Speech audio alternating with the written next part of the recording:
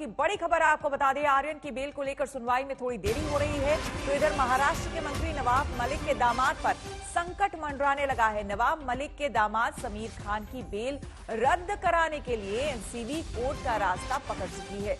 Sameer Khan drugs में bell पर हैं और आज सुबह ही नवाब मलिक आरोप लगा चुके हैं कि उनके दामाद को फंसाया गया है। नवाब मलिक लगातार आर्यन मामले में भी दस्तावेजों के जरिए एनसीबी और बीजेपी को घेर रहे हैं। तो आपको हम बता दें कि ड्रग्स केस में एनसीबी ने उन्होंने कहा कि सुबह ही नवाब मलिक ने बीजेपी पर दरअसल आरोप लगाए थे और एनसीबी पर भी उन्होंने आरोप लगाए।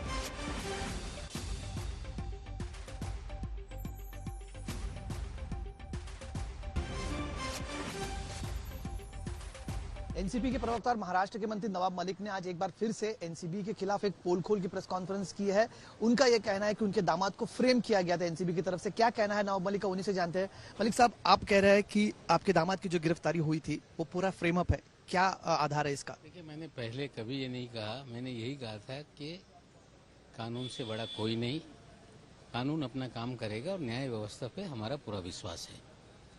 8.5 महीने के बाद 27 सितंबर को जमानत जज साहब ने दी।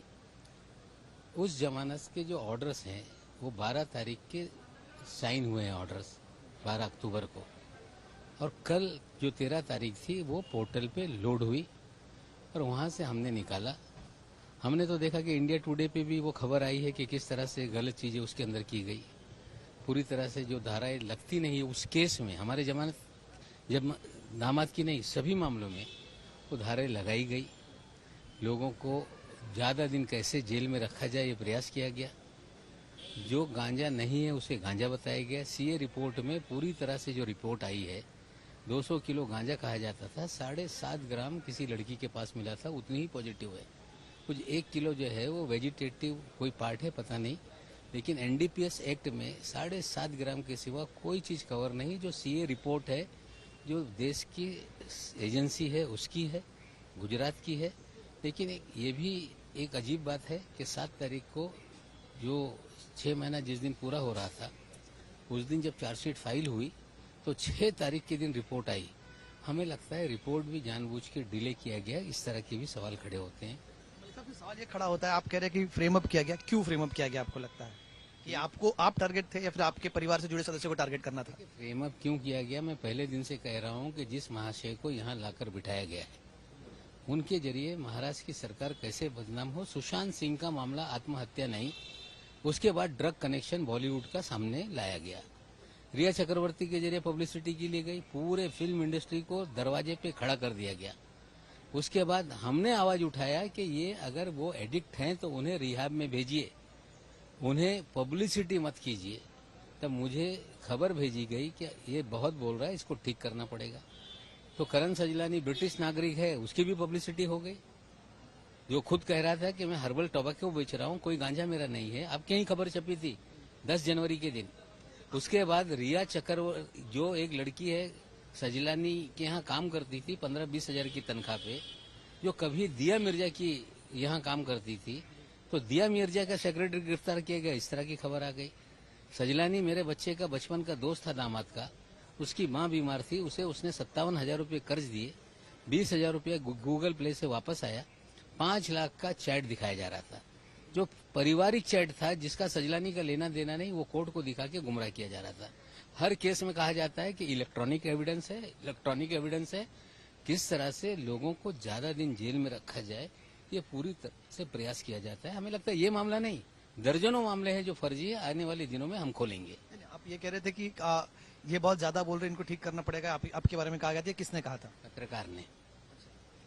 सोर्स पत्रकार है, इसलिए मैं पत्रकार का नाम नहीं लेना चाहता हूँ।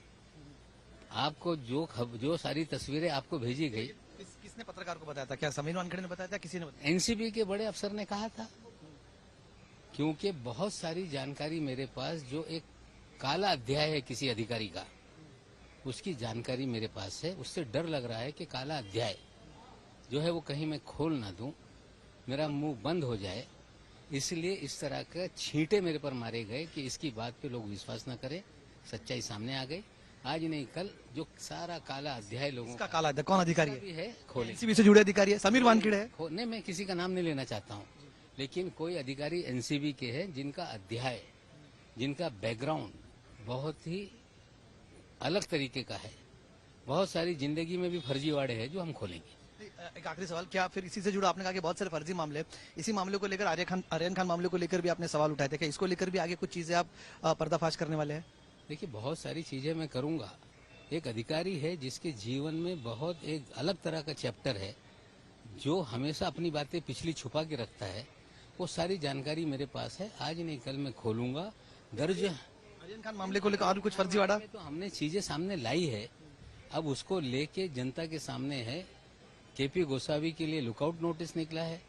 सारी चीजें जिस तरह से घाल मेल है, वो कहते हैं कि हम इन्फॉर्मर है, एनसीबी कहती है हम इंडिपेंडेंट विटनेस है। वो कहते हैं कि 1 तारीख से पहले हम संपर्क में थे, एनसीबी कहती है 2 तारीख के बाद हम जानते ये कौन है। बहुत सारी चीजें हैं, मैं धीरे धीरे जानकारी दूंगा। कुछ अधिकारी है, उनके घर के लोग भी बहुत सारे इसमें हैबिचुअल पंच हैं, वो भी जानकारी कुछ दिनों में देंगे। एक आखिरी सवाल आपसे इस बारे में और जानना चाहेंगे, अगला स्टेप इसमें क्या रहेगा, और क्या जिस तरह का डिले की आपने भी बात की, क्या उसी तरह का डिले आर्यन खान केस में भी हो रहा है? मुझे लगता है डिले टैक्टिक्स उनकी है, वो हमेशा करते हैं। और अभी भी देखिए, कल भी डिले किया गया, ट्रैफिक में अटक जाएंगे, दूसरे कोर्ट में है, आज हाजिर नहीं हूँ, इस तरह से 3.5 महीना तो बेल एप्लीकेशन पे मामला चला। क्या इसी तरह से आर्यन खान मामले में भी डिले हो रहा है? मुझे लग रहा है, जो मुझे दिख रहा है कि डिले टैक्टिक्स वो खेल रहे हैं। बहुत शुक्रिया। तो एनसीपी के नेता नवाब मलिक इस वक्त हमारे साथ है, जो कह रहे हैं कि आने वाले दिनों में एनसीबी के एक ऑफिसर का भी पर्दाफाश करेंगे, उनकी जिंदगी से जुड़ा एक काला अध्याय उनके पास है, जिसके बारे में जल्द ही वो खुलासा करेंगे।